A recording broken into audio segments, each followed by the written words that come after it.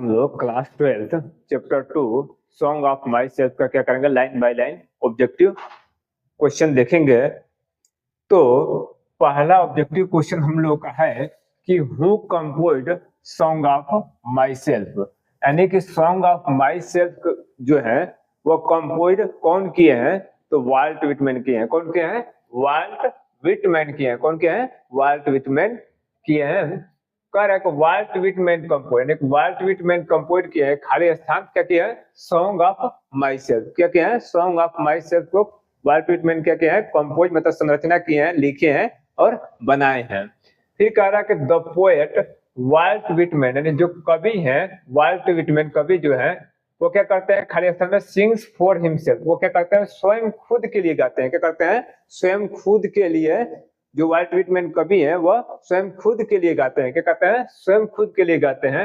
Volt Whitman ओज brown, यानी कि वाल्ट विटमैन ओज ब्रोन, यानी कि वाल्ट विटमैन का जन्म होता है, खाली स्थान कब होता है, 1819 में होता है। कब होता है? 1819 में वाल्ट विटमैन का जन्म हुआ।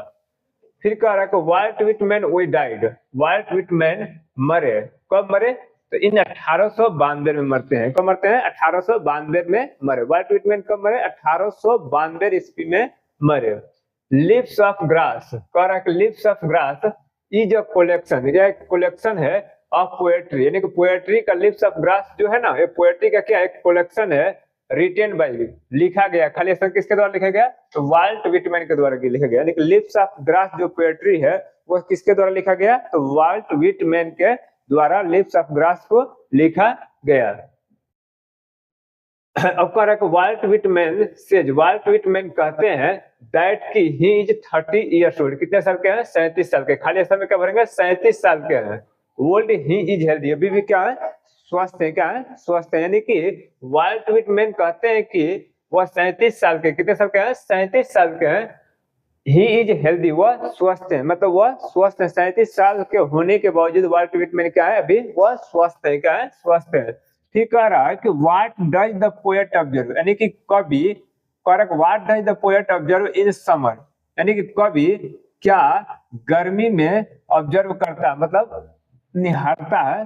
तो स्पी खाली स्थान में हो जाएगा स्पीयर ऑफ ग्रास, घास की कांटे को कवि क्या करता है, गर्मी में क्या करता है, निहारता है।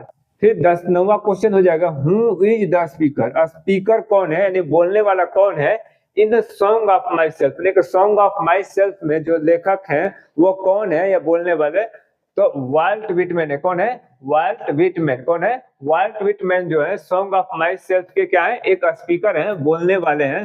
कह रहा व्हाट डज द पोएट, यानी कि डू इन, कह रहा कि what does the poet do in song of my self, यानी कि सॉन्ग ऑफ माई सेल्फ जो कविता में कवि क्या करते हैं, सॉन्ग ऑफ माई सेल्फ में कवि क्या करते हैं, तो वो क्या करते हैं, सिंग्स, गाते हैं। क्या करते हैं? गाते हैं।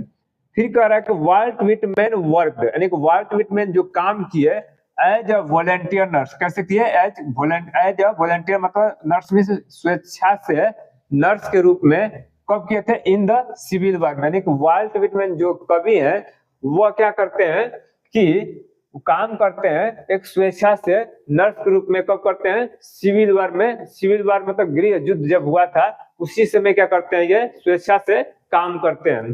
कह रहा है कि हु इज आई, कह रहा है कि who is I in the poem, यानी कि पोएम में आई कौन है, पोएम में आई कौन है सॉन्ग ऑफ माई सेल्फ में। देखो सॉन्ग ऑफ माई सेल्फ जो पोएट्री है उसमें आई कौन है, तो आई उसमें कौन है, वाल्ट विटमैन है। क्योंकि पैराग्राफ 1 में पहला लाइन में कहते हैं कि आई सेलिब्रेट माई सेल्फ, मैंने कि मैं स्वयं खुद गाता हूँ, तो उसमें कौन हो गए, आई शब्द किसके लिए प्रयोग हुआ है, तो वाल्ट विटमैन के लिए हुआ। किसके लिए? वाल्ट विटमैन के लिए हुआ।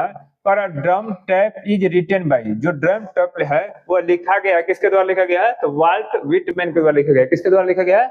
वाल्ट विटमैन के द्वारा लिखा गया है।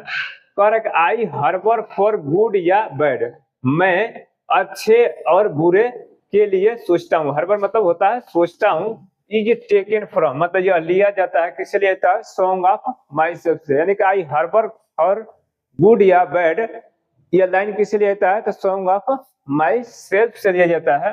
ये कह रहा है कि the line I now 37 years old, मैं कितने साल का हूँ, 37 साल का हूँ। इन अ परफेक्ट मतलब हेल्थ, यानी कि अभी भी मेरा हेल्थ क्या है, बढ़िया। इन अ परफेक्ट हेल्थ मतलब होता है बढ़िया स्वास्थ्य। मैं 37 साल का हूँ, अभी मेरा स्वास्थ्य क्या है, बहुत बढ़िया है। बिगिन मतलब होता है शुरू शुरू में, अभी हाल ही में, फिलहाल में, यानी कि अभी फिलहाल मेरा हाल कैसा है, स्वास्थ्य कैसा है, बहुत बढ़िया है 37 साल होने के बावजूद।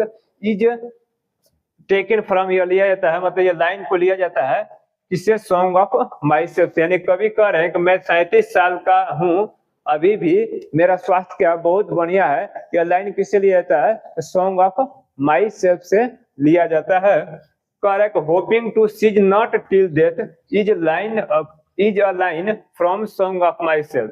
कह रहा है कि होपिंग आशा करता हूँ, टू सीज नॉट नहीं रुकूंगा, टिल डेथ मरते दम तक। यानी कभी कह रहे हैं कि आशा करता हूं कि मरते दम तक क्या करूंगा, नहीं रुकूंगा। होपिंग मतलब होता है आशा करना, टू सीज नट मतलब नहीं रुकूंगा, क्या कर रहा है, सीज नट मतलब नहीं रुकना, सीज नट मतलब नहीं रुकना, टिल डेथ मतलब मरते दम तक, is line from song of my self. Line किससे लिया जाता है, सॉन्ग ऑफ माई सेल्फ लिया जाता है। फिर कह रहा है कि nature without check with original energy. कह रहा है कि nature without check with original energy.